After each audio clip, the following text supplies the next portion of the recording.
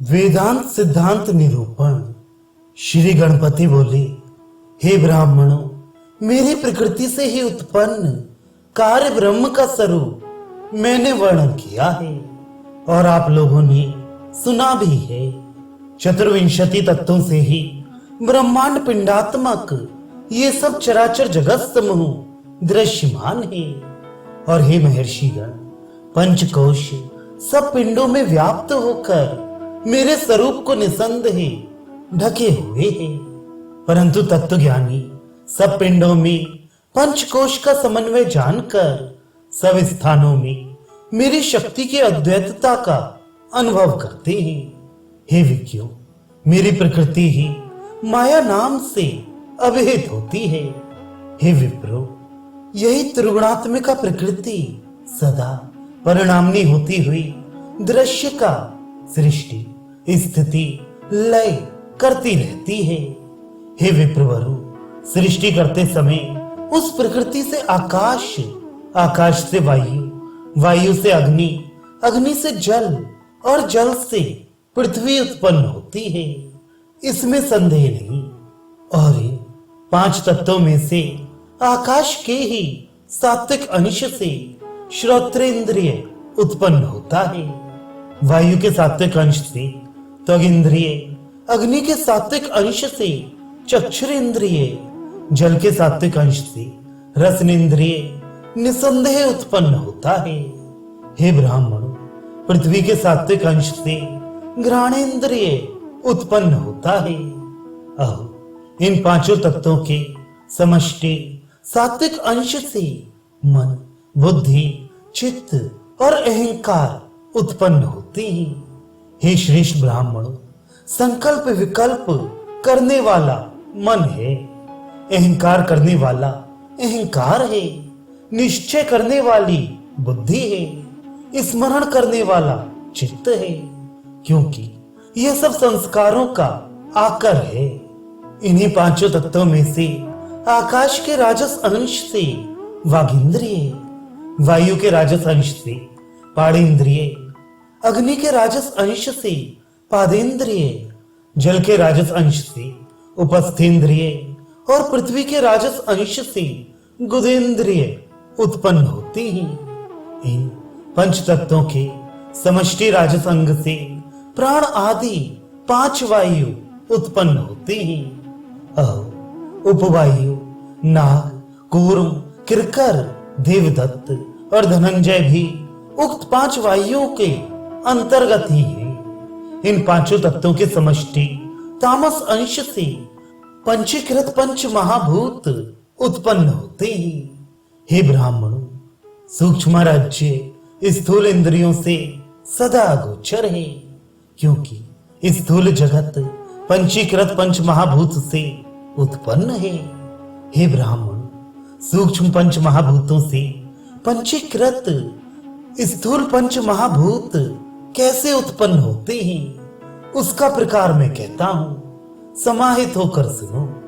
हे विज्ञ ब्राह्मण उत्तमों, इन पांचों महाभूतों के तामस अंश स्वरूप एक एक भूत के दो दो भाग करके और एक एक भाग को पृथक रखकर दूसरे दूसरे भाग के चार चार भाग करके पृथक रखे हुए भागों में एक एक भाग प्रत्येक भूत का संयुक्त करने से निश्चय पंचीकरण होता है। यह पंचीकरण विधि अत्यंत अद्भुत है। प्रत्येक भूत के अपने आधे में प्रत्येक दूसरे भूतों के आधे भाग का चतुर्थांश मिला हुआ रहता है, इसमें संदेह नहीं।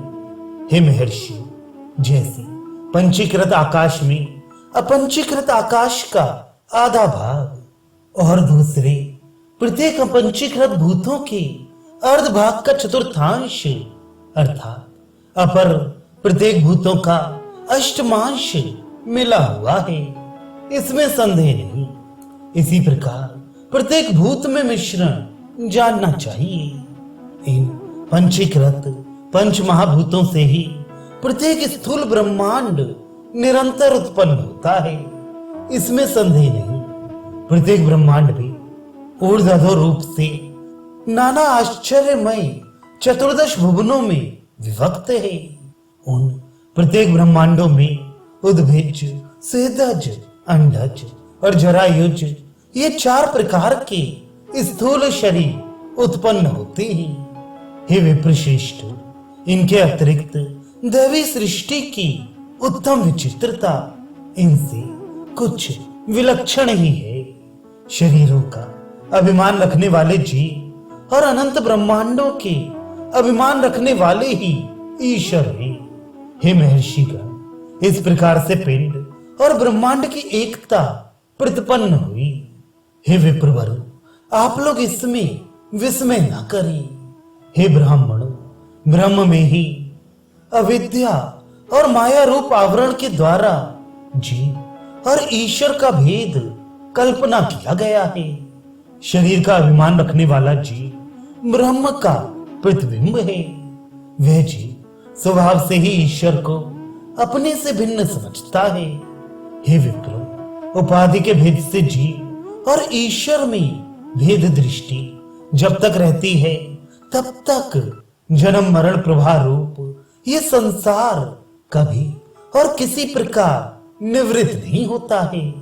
इस कारण से हे द्विजश्रेष्ठों, जीव और ईश्वर में भेद दृष्टि तत्वज्ञ आत्मज्ञानियों को कदापि नहीं करनी चाहिए। हे महर्षियों, इससे उनका अवश्य मंगल होता है। हे विज्ञों, अहंकारवान और अल्पज्ञ जीव की निरंकार और सर्वज्ञ ईश्वर के साथ तत्त्वमसि आदि महावाक्यों के द्वारा अहो, इन दोनों विरुद्ध धर्मियों में अभेद बुद्धि कैसे हो सकती है? यदि ऐसी शंका करो तो सुनो। तत् और त्वम इन दोनों पदों के वाच्यार्थ और लक्ष्यार्थ रूप दो अर्थ होते हैं, इसमें संदेह नहीं। अविद्या उसका कार्य और कर्तृत्व गुण वाला और शरीर का अभिमानी जीव, यही त्वम पद का वाच्यार्थ है। हे प्रतिभाशाली, अविद्या रूप उपाधि से निर्मुक्त समाधि दशा प्राप्त अविद्या और उसके कार्य से रहित चिन्ह मात्र और शुद्ध चैतन्य ही त्वम पद का लक्ष्यार्थ है। अब तत्पद का भी वाच्यार्थ और लक्ष्यार्थ कहता हूं। माया और उसका कार्य एवं सर्वगत्य आदि गुणों वाला ईश्वर तत्पद का वाच्य अर्थ है, इसमें संदेह नहीं। माया रूप उपाधि से शून्य शुद्ध चैतन्य माया और उसके कार्य से रहित और चिन्ह मात्र ही तत्पद का लक्ष्य अर्थ है।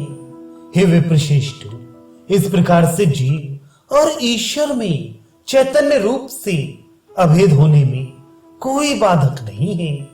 हे विप्रो, उन दोनों की एकता अहम ब्रह्मास्मि इत्यादि महावाक्यों से भी जानी जाती है, इसमें संदेह नहीं।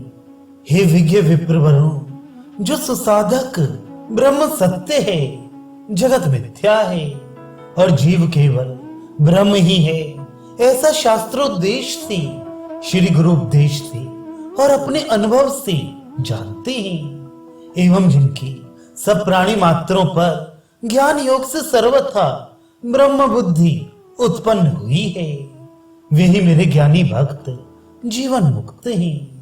इस वेदांत के सिद्धांत का तात्पर्य सुनो। जब अविद्या रूप उपाधि भ्रम दूर हो जाएगा तो ब्रह्म सत्या लक्ष्यार्थ रूप से अवशेष रहेगी। उसी प्रकार जब माया रूप उपाधि का महत्व तत्व ज्ञान के द्वारा ज्ञात होगा, तब भी लक्ष्यार्थ रूप ब्रह्म ही अवशेष रह जाएगा। इस प्रकार से तत्वज्ञानी जीवन मुक्त महात्मा जीव और ईश्वर दोनों की ये अभेद सत्ता अनुभव करके वे ब्रह्मानंद में निमग्न होते हुए कृतकृत्य होते हैं। इस संसार को जड़ जीवगण विषय के रूप में देखते हैं, अज्ञानी जीवगण सुख रूप से देखते हैं। ज्ञानवान विवेकी जन संपूर्ण संसार प्रपंच को परिणामी जानकर दुखमय रूप में अनुभव करते हैं, परंतु मेरे ज्ञानी भक्त जीवन मुक्त गण इस संसार को कुछ और ही अलौकिक रूप में देखते हैं। हे विप्रवर, वे मेरी प्रकृति प्रसूत सर्वथा अद्भुत इस संसार को आकाश में गांधर्व नगर के समान बार बार देखकर और उसके स्वरूप को मिथ्या ही जानते हुए भी उस कौतुकप्रद रूप को देख देख कर आनंदित होते हैं। वे संसार को मृगमारीचिकावत अनेक भ्रम युक्त इंद्रजालवत मिथ्या प्रपंचों का मूल और मेरी शक्ति के ही गुणों का परिणाम स्वरूप देखकर उसमें फंसते ही नहीं। वे इस प्रपंच में रहकर भी जल में पद्म पत्र के समान उससे अलग ही रहते हैं। श्रेष्ठ ब्राह्मणों को यही सर्वत्र ही सुखप्रद हितकर उच्च पद लक्ष्य रूप होना चाहिए। उनके लिए ये सब संसार परिवार के समान है। देवता, ऋषि और पितरगण उनके लिए बांधव हैं। उनके लिए इस संसार में गृहणीय कुछ भी नहीं है और त्याग करने योग्य भी कुछ नहीं ही है। वे स्थूल शरीर से माता पिता, कुल जाति और समस्त पृथ्वी को और विशेषतः जन्मभूमि को धन्य करते हैं। हे विप्रो, वे सूक्ष्म शरीर से सूक्ष्म देवी जगत को सब प्रकार से सर्वदा धन्य कहते हैं, इसमें संदेह नहीं। और ब्रह्मानंद सुसंधों के सम्यक विलास रूप से निसंदेह मुझे धन्य धन्य करते हैं।